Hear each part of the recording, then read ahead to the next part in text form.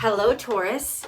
This is your weekly tarot card reading from Born Without Boundaries Tarot. It is for Taurus, Sun, Moon, and Rising zodiac signs. I always recommend that you, excuse me, that you watch your Sun, your Moon, and your Rising sign videos because, well, they're all really important aspects of you. This is an energy reading, so please apply it to where it applies in your natal chart. Taurus comes out every single Thursday, so if you subscribe below and then ring that bell and select all notifications, you'll get notified when your favorite content appears. Now, brief interruption. Happy holidays. Merry Christmas. Happy New Year. Thank you from the bottom of my heart for everything that you've done this year to contribute to Born Without Boundaries growing and being such a success. I am blessed by you and I'm grateful for you. So thank you, and I wish you prosperity and abundance and peace and love and joy in this coming year. 2022 is looking like a lot more peaceful. Astrologically speaking, it's looking a lot more peaceful than this year was. So prayers that it goes abundantly and beautifully for you. Moving back to the business, I always create an extended video so that we can carry the message on together. That link is right below this video, and I hope you join me for it. And then what else I want to say? If you want to look for, if you want more astrology content, I have a second channel called Astrology Motivation. I'll attach the link above here. It's got spiritual, astrology, tarot content on it, and I go live there Monday through Friday, so you can join my live chats over there. And then last but not least, I'd love for you to join me on Instagram because I'm very active there as well. Please only use the link in my banner. In my banner for this channel, there is an icon on my banner of all my social media platforms and my website and everything. Please use that link only because there's a lot of scammers, and I want you guys to know I do not DM people. I don't go following people. I don't solicit any kind of private readings. I don't have a WhatsApp account. I don't have any WhatsApp account. So please don't fall for it. It is not me. There's only Hear Me, Astrology Motivation, and then that one Instagram profile so that you can look, you can go right there using the link that I provide in my banner. Okay? Just want to get that out of there. Okay. You ready, Taurus? Let's get into your Christmas reading, Taurus. Let's get into your Christmas reading.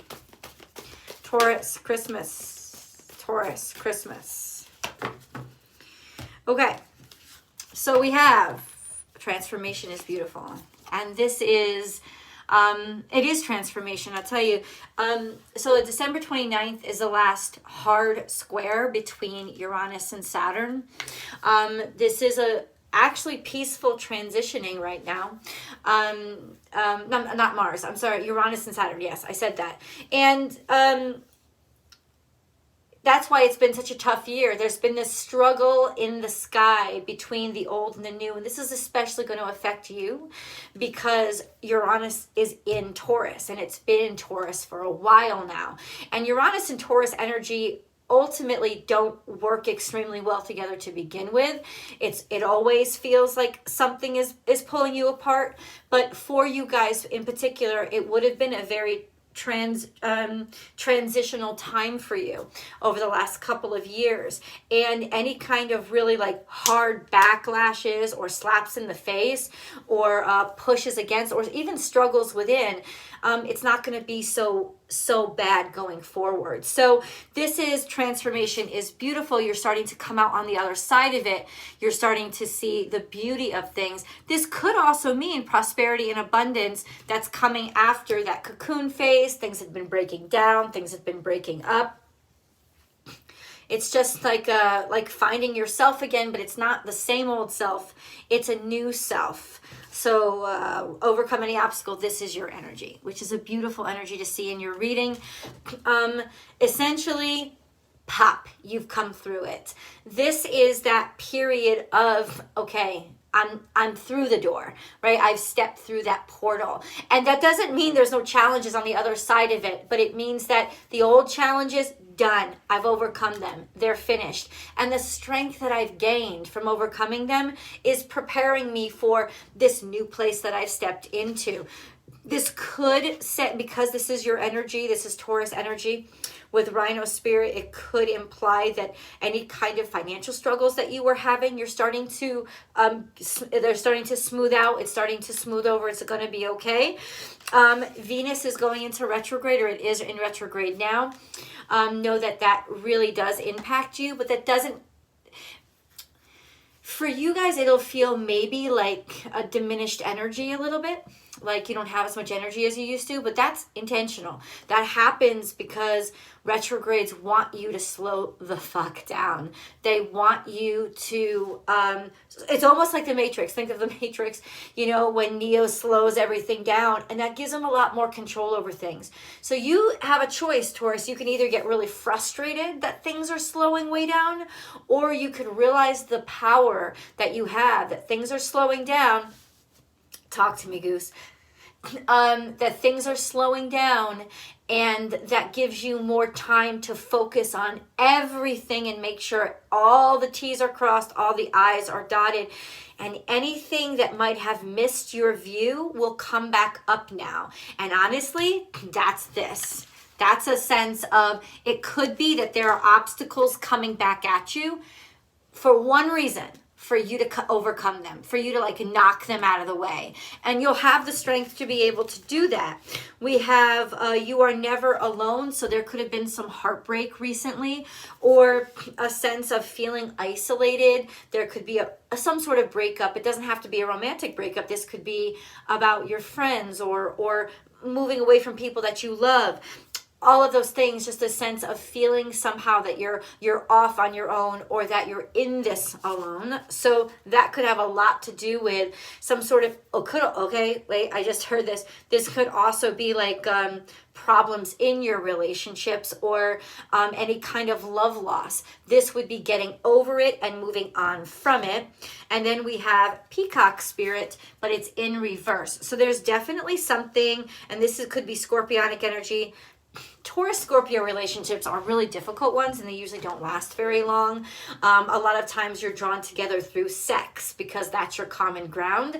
But there's your polar opposites. Now, some polar opposites on the scale, on the zodiac will work very well, but Taurus Scorpio usually does not work very well at all. The longevity of these relationships is a very difficult one, because there's so much stubbornness and hard-headedness on both sides, and nobody's willing to yield enough for the other one to trust them.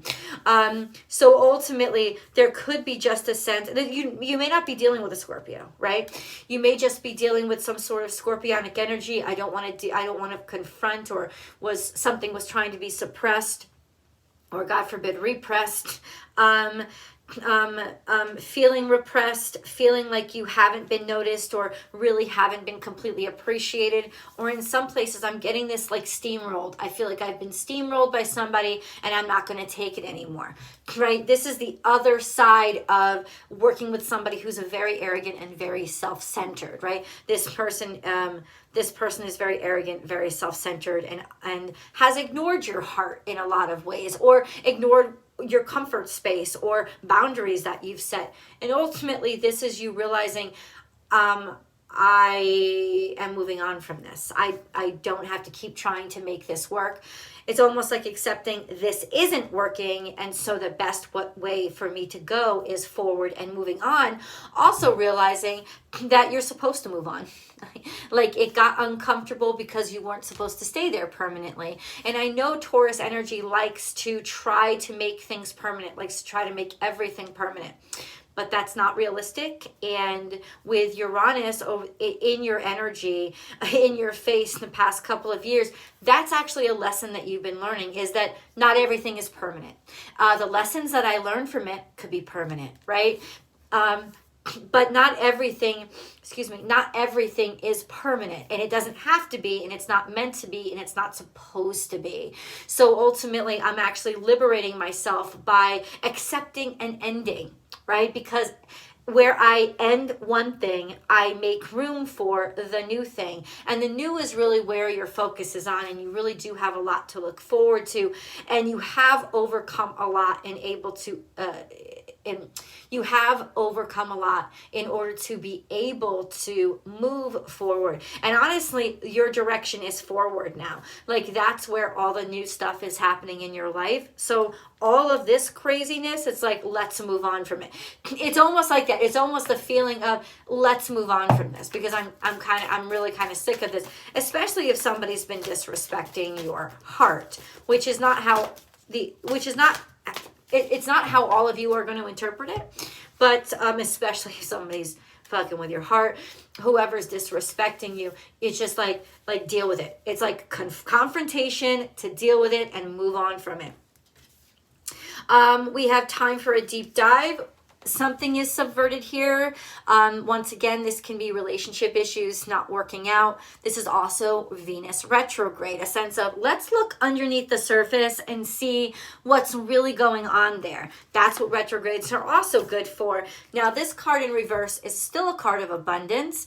1111. It's still a card of abundance, but it means you already have everything that you need, right? You already have everything you need, including information that you need, or the truth that you need about what a situation or a person really is. So ultimately, there's so much abundance here. This could be gold digger energy too. I don't know if that's kind of like whirling around you, but it could also be somebody that's all about the Benjamins, or having some energy of having been too shallow. This could be energy of your own that you're confronting, or somebody else that you're confronting. Spending too much could be a part of this energy as well. It wouldn't be energy that would sink you, but it would be energy to be like, okay, I'm not using this in the right way, so I've got to see this. This is also something happening in the past. Do I love this energy? When it comes to when it comes to romance and finance, when it comes to romance especially, I don't like this energy, because I feel like it is gold digging energy, or putting too much weight on the money, or even financial stability of a person. There's just a sense of choosing people for the wrong reasons. Now, that may be something that you realized, right? Something that came to the surface, or something that somebody was trying to hide, but it's ultimately something you feel. And then we have time to let go. Oh, dude, this is why I love tarot so much. I just love it. Time to let go, motherfuckers. Like, that's what it is. This is that sense of, it's been gnawing at my heart for long enough. How long am I going to shove it and push it down to my chest and like try to keep it from my brain, you know? It's like, nope, it reached the brain. I can't ignore this anymore. This is bothering me, and I'm going to do something about it. And yes, you definitely are. Time to collaborate. You don't have to do it alone. And this is really beautiful energy. A sense of, you're not in this alone. Be forward and ask for help. And it's not only asking for help, people are going to want to help you. People are going to be around you. Maybe you're collaborating, you're working with people. There's also a sense of, hey, y'all, I need help, right? I need collaboration. I want collaboration. Instead of just trying to take it all on myself. That's another dynamic to you, right? That sense of like, let's work together now. I don't have to do this all by myself. And then set healthy boundaries. You can't make this shit up, Taurus. Like, this is such perfect energy. I can't handle it. So set healthy boundaries. Boom.